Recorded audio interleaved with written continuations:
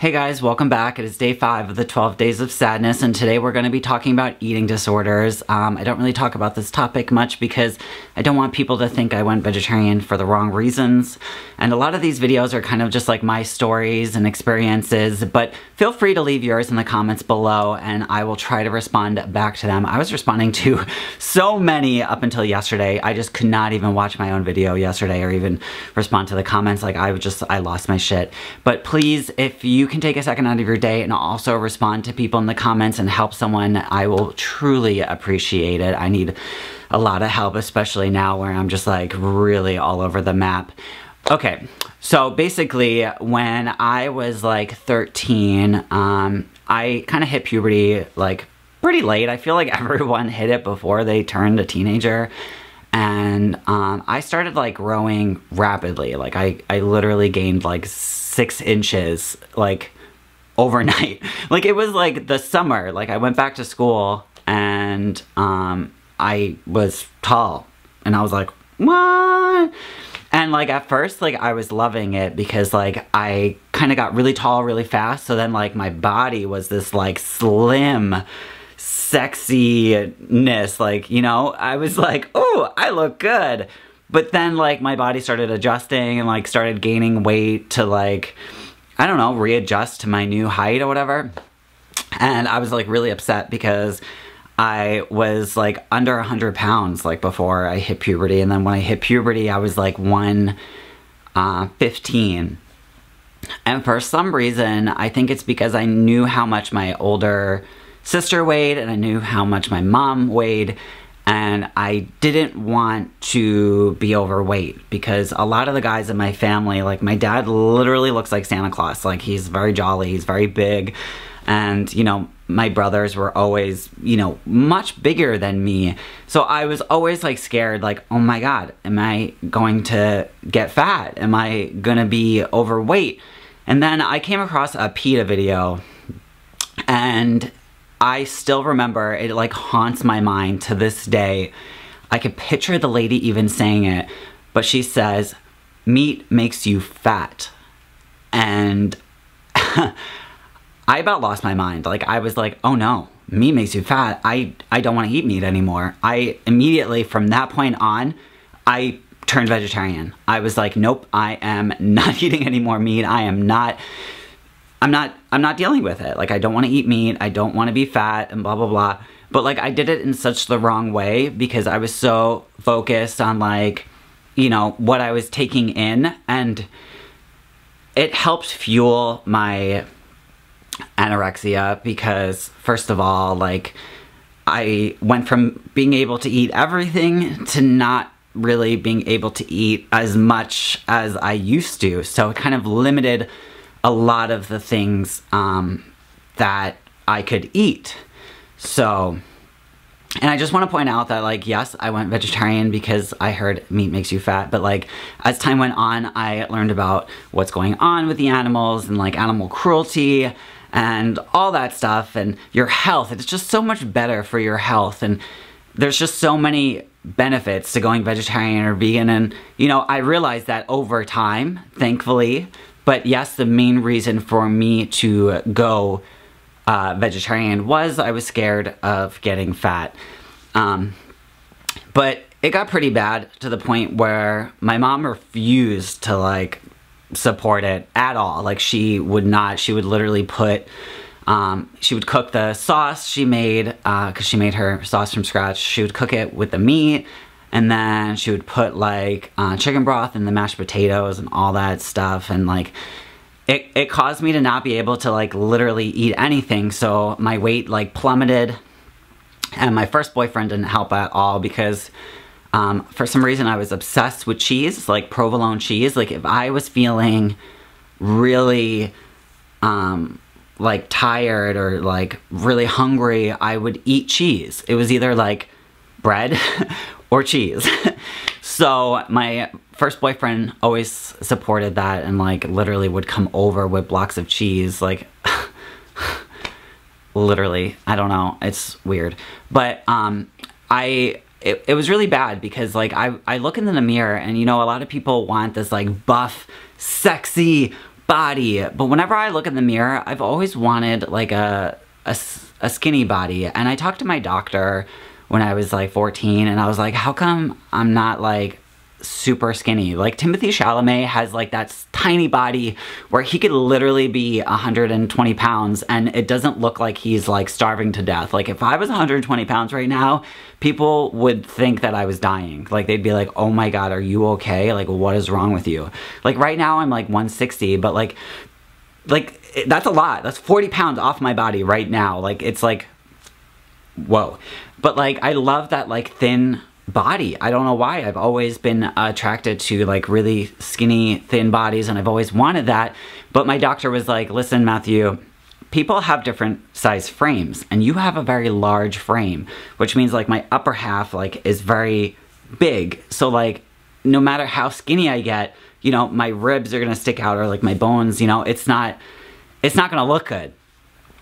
So every time I looked in the mirror, I would just literally like be sad and be like, oh my God, like you look like shit and you aren't beautiful. And you know, I just would talk down upon myself. And then it was getting really bad towards the end. Like this only happened for like maybe half a year to 8 months. I was barely eating to the point where I had these moments where I would faint. And at first, like it was like a little thing, like I would like feel like I'm about to faint, and then I would sit down and like everything would be okay. Like I kind of would feel like I'm not okay, and I would like sit on the floor. Like I'd be like walking or something, and I'd be like, I need to sit down, like I don't feel good or something, you know. And no one ever said anything about that. But towards the end, I started like fainting, and I remember I was in class, and it was on the second floor, and I asked to go to the bathroom because I wasn't feeling well or whatever. And I was going down the stairs, like, because the bathrooms were right by the stairs on the first floor, and I literally fainted. I full on fainted, and I just like fucking tumbled, and I like woke up and I was like, what just happened? I was like, what? I was just walking, and then all of a sudden I'm at the bottom of the stairs. I'm like, I don't know what happened.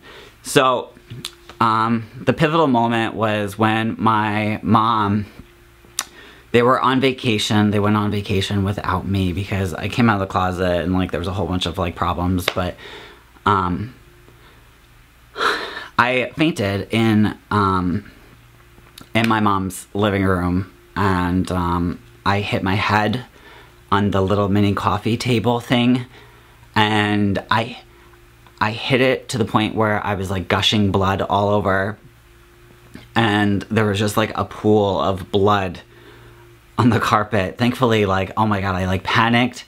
Like I didn't even care about myself as much. I was like more focused on, oh my God, if my mom sees this, she is going to kill me. Thankfully, I had all the time in the world to clean it up, but like I got it out, everything was fine.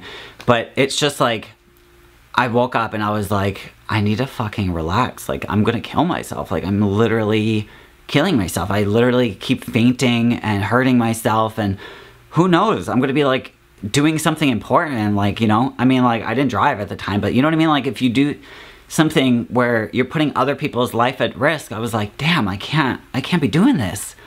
So I started, you know, watching more videos and tried to eat healthier, and I was searching on the internet like what I can eat, and it helped me a lot. Like PETA had like a lot of things called like accidentally vegan or vegetarian, and then I learned that Oreos were vegan, and like a whole bunch of food that I would like normally eat that I wouldn't even look at the ingredients. And it was also a good thing because I started looking at all the ingredients. Like when I pick something up from the store, I make sure I go through the ingredients, and then if it has any animal products, I don't pick it up. And if it has anything that I really dislike in it, like, I just won't buy it. So it's good because like most people, when they pick things up, they don't look at the ingredients. They have no clue what is going in their body. But like, I know, like when I pick something up, I'm like, okay, I'm about to eat a whole bunch of bad stuff for my body, but you know what, like, whatever. So I try to eat healthier, and I try to eat things that are better for me.